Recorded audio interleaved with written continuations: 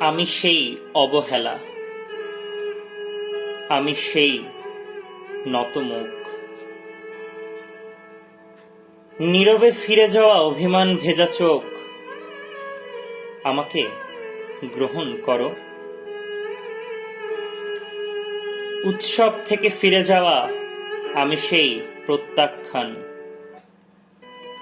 আমি সেই অনিচ্ছা নির্বাসন বুকে নেয়া ঘোলাটে চাঁদ।